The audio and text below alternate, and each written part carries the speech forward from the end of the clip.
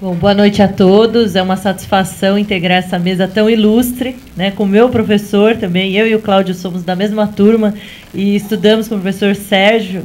Então, quando me chamaram para coordenar esse de vice-coordenadora de processual constitucional, foi a convite do meu colega, que eu respeito muito, que é o Paulo Dantas, né, que escreveu uma obra sobre processo constitucional, e eu posso dizer que o que ele elaborou aqui para vocês foi mais ou menos de lavra dele mesmo, e os convidados ilustres que participam aí do curso de processo constitucional foram os contatos do Paulo Dantas, que ele é advogado da União. Ele tem uma obra sobre processo constitucional e ele me convidou dizendo que faltava, tendo em vista esse crescimento da importância da jurisdição constitucional, da repercussão geral e tudo que acontece em âmbito de processo constitucional, havia necessidade para o dia a dia de advogados e advogados da União, enfim, os que atuam na área pública e também advogados privados, de saberem mesmo dessas questões que serão debatidas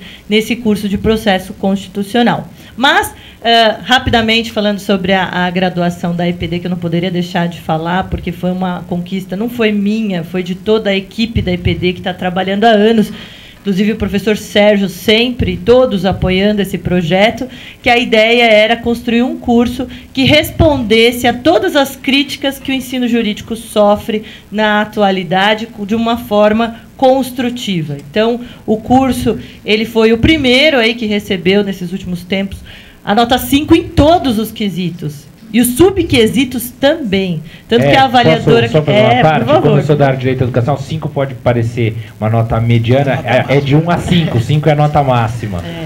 Não, porque, é que ele sabe, né? O esclarecimento. O Cláudio Mendonça Braga, ele estava em Brasília, envolvido, entende tudo de direito educacional, né? Então ele sabe o desafio que a gente enfrentou e o quanto foi merecido essa conquista, né? A gente comemora porque foi merecido, porque o curso ele está semi-integral, 3 anos inteiros, de manhã até à noite, os estudantes não se preocupando com o mercado de trabalho ainda, porque a ideia é formar alguém com muita bagagem, um jurista, né? Então a gente vai ter professores juristas formando alunos juristas, pessoas que depois vão fazer a diferença, não importa qual profissão que ele escolher. Isso não é irrelevante para nós. Nós queremos que ele faça a diferença, que ele não seja só mais um dente numa engrenagem de qualquer instituição, mas que ele apareça ali e contribua criticamente, né? Então, é um curso bastante diferenciado e todos estão muito envolvidos e muito entusiasmados aí com o curso da EPD. Não poderia ser diferente, né? E voltando ao curso de processo constitucional, então, o professor Paulo Dantas, que não pôde estar aqui, né, estou representando ele, que ele, afinal, é o coordenador da área. Nós temos 3 módulos, né, Constituição e Processo. Então, a gente vai ter Direito Processual Constitucional, todas as questões processuais trabalhadas com foco em constitucional. Então, jurisdição, processo, ação, defesa, a questão da jurisdição constitucional e os desafios do ativismo judicial, teoria da Constituição e poder constituinte, todas as questões de interpretação e eficácia das normas constitucionais e um foco muito grande no devido processo substantivo, né, aquele substantive due process of law, né, e organização do poder judiciário. Então, o professor Paulo Dantas, ele convidou e teve aí, enfim, o aceite de docentes e conferencistas, inclusive ministros do Supremo, para vir discutir essas questões, né? Então, nós temos aí o Gilmar Mendes, o José Antônio Dias Toffoli. Da área processual também temos vários, né? Então, Eupídio Donizete Nunes, que é desembargador do TJ de Minas Gerais.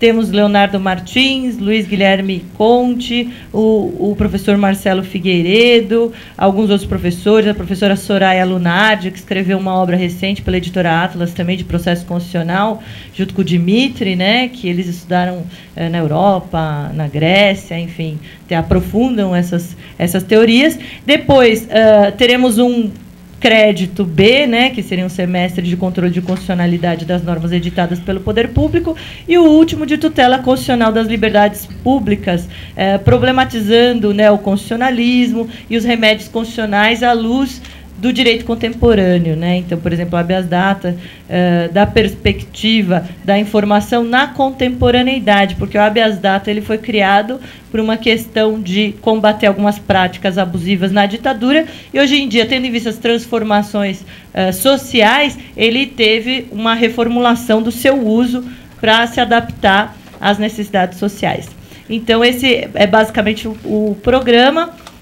Reitero aqui a minha satisfação em já estar há alguns anos aqui na Escola Paulista de Direito, e que aqueles alunos que irão estudar aqui, ou que já estudam e que voltam, eles sentem o quanto a instituição é integrada, o quanto os professores se envolvem, e são entusiasmados mesmo nas suas disciplinas, né? Então, para mim, é uma satisfação muito grande e uma satisfação de vivenciar esse crescimento da Escola Paulista de Direito, cuja marca cresce à medida em que as pessoas percebem que a proposta é realmente de qualidade e que existe toda uma dimensão humana por trás da Escola Paulista de Direito, graças, sobretudo, ao trabalho do Ricardo Castilho, que é um trabalho de amizade para com todos os professores que estão aqui e de valorização do trabalho desses docentes que são muito envolvidos, são professores por vocação mesmo, né? Não são professores simplesmente por necessidade, mas por vocação. Então é isso. Muito obrigada, gente.